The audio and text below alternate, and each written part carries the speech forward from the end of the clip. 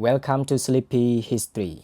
Tonight we drift into a world cloaked in shadow, where lantern flicker behind wooden shutter and cobble streets echo with distant footsteps. The year is 1347. A ship enters European harbor.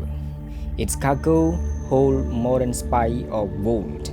It carries debt. But within the story of plague and peril are also tales of survival, of strength belief, desperate cure, and quiet endurance. So now close your eye, let your breathing soften, and follow me into the stillness of the past. The first whisper of death in the port town of Messina, Sicily. Ships from the Black Sea rolled into the dock. Among the crew were sailors groaning in pain, boys beneath their arms bleeding feverish. No one yet knew what it was. Some thought it was a punishment from God. Others blamed foreigners, bad air, or celestial alignment. But the truth was simpler. A bacterium, Yersinia pestis, carried by fleas on a black race, hidden in cargo. It spread silently, swiftly. Within months, towns empty, bell tolls endlessly. Entire families vanish. Still, people try to survive, fleeing the cities. In Venice, Paris, and London, the street grows silent. Shop closed, doors were barred. Those who could afford it fled to the countryside. Rich noble escaped to manors surrounded by forest and field. Even physicians, those who were supposed to help, left the sick behind. Boccaccio, an Italian writer, described how 10 young people left Florence, seeking fresh air and peace in a rural villa. There, they told stories to pass the time, safe from plague. Flight becomes a survival strategy, but only for the wealthy. For peasants, there was nowhere to go. Strength, remedies, and holy prayers.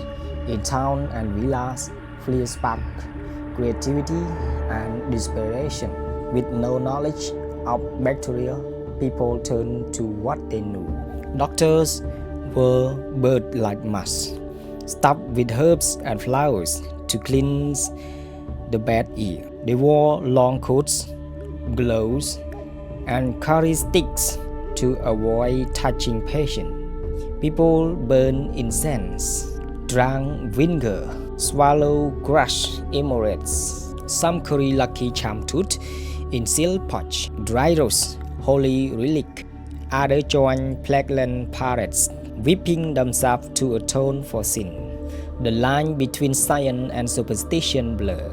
Isolation and quarantine.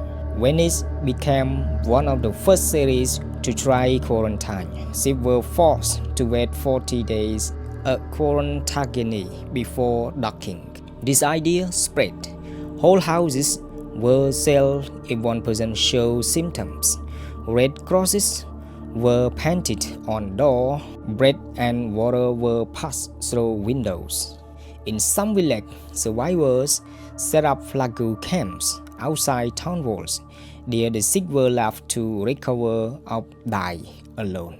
It was cruel, but it worked. Isolation saved life. The survivors, despite the horror, many did survive. Some were naturally resistant, others simply lucky. Some drank from clean water or lived in remote hamlets untouched by threat.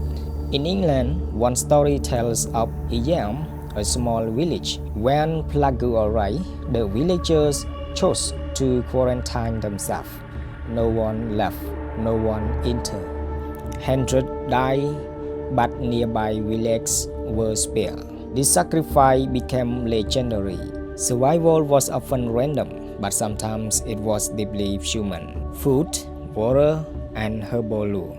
In the countryside, people turned to nature. Healers gathered herbs, yarrow, lavender, rosemary, garlic. They brewed tea, made polish, burned sack. Some believed garlic could cleanse the blood. Others trusted honey as a gift from the gods. Villager boil back into soup. Bake bread with acorns or spoiled grain. Some ate grass, boiled straw, or chew leather. Clean water was rare, but spring water and forest brook saved life. It was not glamorous, but it was enough. Faith, and family. Church bell never stopped. Monks and priests carried last right into homes and sometimes never came out. But faith gave people hope. Prayer circles, candles, chants in Latin echo in chapels. Communities clung to rituals. Mass for the dead, sheer loaf of bread, even while barefoot and starving. Children who lost parents were taken in by neighbors. Widows shared firewood. Priests gave their last food to the sick. It was faith in each other as much as faith in heaven that helped them survive. Legend of the immune. Old-time stories spread of people who walk among the dead and never catch the plague. Some were grave diggers, some were midwives, some drank wine daily, others lived near clean river.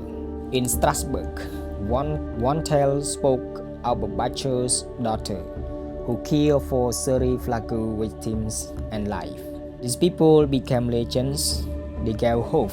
Some say their bloodlines still exist today. Perhaps your ancestors were among them. The long winter ends. After years of suffering, the plague went. Fellowship arrived with rats. Community learned better hygiene. Some cities burned refuges and built stone houses. Death had taken millions, but those who remained rebuilt. Children grow up never knowing the world before, but they carry lessons in their hearts. And as silence faded, markets reopened, bells rang for weddings, not funerals. The long winter had ended. Children of the plague, often survivors, how children adapted, communal child rearing, psychological echoes. Many children were left alone in the wake of the plague. Some were raised by neighbors, others wandered from village to village, seeking food and shelter. In some towns, plague children were given jobs by local lords in exchange for food and a roof. They learned to till fields, herd, guards, or carry water. They grow up fast, toughened by hunger and solitude. But they also learn to laugh again, to dance, to dream, rural vs urban survival. Why remote hamlet sometimes thrive? Contrast with city conditions, nature as a protector. In the crowded alley of London and Paris, disease spread with every breeze. But in distant mountain villages, people often survive untouched. They boil water from mountain streams. They tended sheep. They live in huts far from the church. While city fell, some villages remained peaceful and green. What they learned to forget: shame, trauma, and the medieval habit of silence. Why most survivors didn't write it down? Not every story was told. Many survivors never spoke of what they saw. Many buried their memory along with the dead, and the silence stretched across centuries. But a few scribbled notes in the margins of manuscripts. Cryptic message like "there was death everywhere" or "only I remained." These quiet lines are echoes from the age of despair. A changed world, new labor systems, changes in religion, health, urban planning, and the seeds of the Renaissance. When the plague ended, the world was not the same. There were fewer people but more land.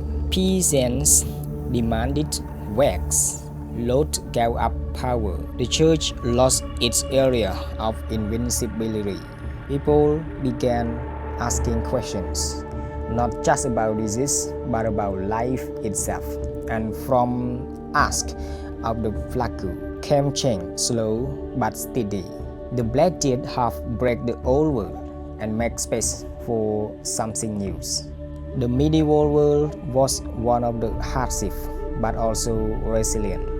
They had no medicine, no science, yet they survived through will, wisdom, and faith. Tonight, as you sleep, know that you carry the strength of generations before you. Who boy back to stay alive? Who pray in the dark? Who found courage in the quiet? Sleep now and let their story rest with you. Good night.